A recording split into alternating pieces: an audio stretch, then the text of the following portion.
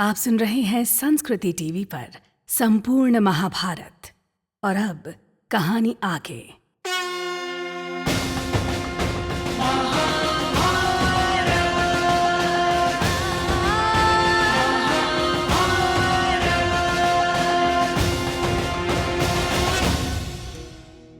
अर्जुन की इंद्रलोक यात्रा, भीम की हनुमान से भेंट।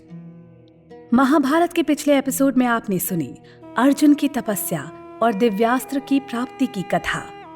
हमने आपको बताया था कि कैसे वन में ही व्यास जी पांडवों से मिले तथा वन में रहकर दिव्यास्त्रों की शिक्षा प्राप्त करने की सलाह दी। आज हम आपको बताएंगे अर्जुन की इंद्रलोक यात्रा की कथा। साथ ही आपको बताएंगे भीम की हनुमान से भेंट कैसे हुई। युधिष्ठिर के जुए में हार जाने की शर्त के अनुसार वो अपने भाइयों व पत्नी के साथ 12 वर्ष के वनवास तथा 1 वर्ष के अज्ञातवास को वन में चले गए तथा अपना जीवन बिताने लगे। वन में ही व्यास जी पांडवों से मिले तथा उन्हें सलाह दी कि वन में रहकर दिव्यास्त्रों की शिक्षा प्राप्त करो। उन्होंने अर्जुन को सलाह दी कि कैलाश पर्वत पर जाकर भगवान पशुपति से दिव्यास्त्र तथा इंद्र से अमोघ अस्त्र भी प्राप्त करे। व्यास जी की सलाह से अर्जुन कैलाश जा पहुंचे और भगवान शंकर की आराधना करने लगे।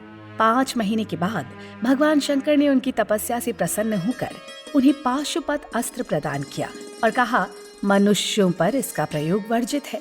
अर्जुन को युद्ध से पहले भगवान शिव का वरदान प्राप्त हुआ और अर्जुन को दिव्यास्त्र की प्राप्ति हुई। वहां से निकलते हुए रास्ते में अर्जुन को इंद्र के सारथी मालती रथ लेकर प्रतीक्षा करते दिखाई दिए। मालती ने अर्जुन को बताया कि इंद्र ने आपको बुलाया है, वहां चलिए और असुरों का संहार कीजिए। इंद्रलोक में सभी देवताओं ने अर्जुन का स्वागत किया तथा अपने दिव्य अस्त्रों की शिक्षा दी। अर्जुन ने असुरों का संहार किया। एक रात अर्जुन अपने भाइयों और द्रौपदी के बारे में सोच रहे थे कि स्वर्ग की अप्सरा उर्वशी उनके पास आकर बैठ गई। अर्जुन ने उर्वशी को माता कहकर संबोधित किया क्योंकि वो उनके गुरु इंद्र की अप्सरा थी। मैं यहाँ शस्त्र तथा नृत्य संगीत की शिक्षा के लिए आया हूँ, विद्यार्थी का धर्म भोग नहीं है। उर्वशी ने अपने प्रयोजन में असफल रहने के कारण अर्जुन को 1 वर्ष तक निर्वीर्य रहने का शाप दिया, पर कहा कि ये शाप तुम्हारे लिए वरदान सिद्ध होगा।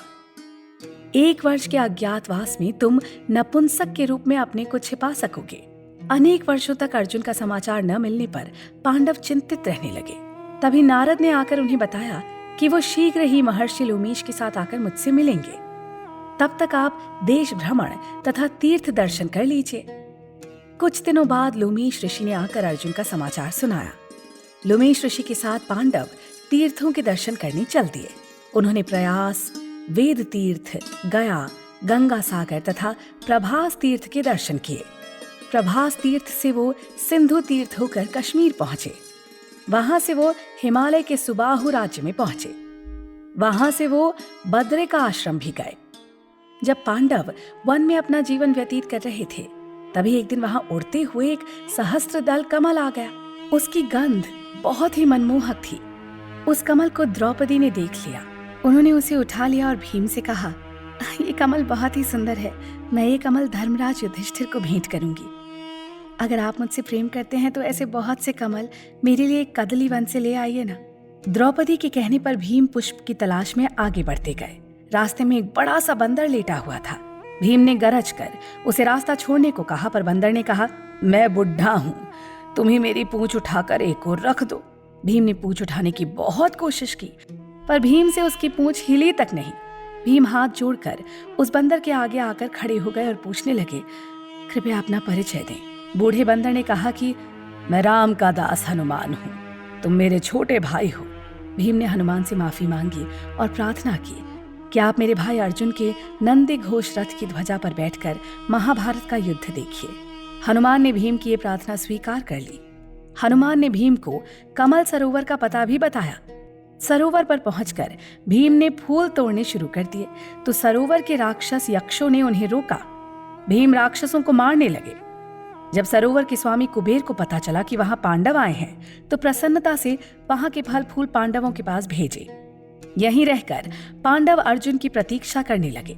कुछ समय बाद आकाश से एक रथ आया तथा अर्जुन उसमें से उतरे। पांडवों तथा द्रौपदी की प्रसन्नता की सीमा न रही। महाभारत के इस भाग में आपने सुनी अर्जुन की इंद्रलोक यात्रा की कथा। साथ ही हमने आपको बताया कि कैसे भीम की हनुमान से भेंट हुई। इसके बाद की घटनाओं के वृतांत के लिए आप जुड़े रहिए संस्कृति टीवी के साथ। तब तक के लिए नमस्कार।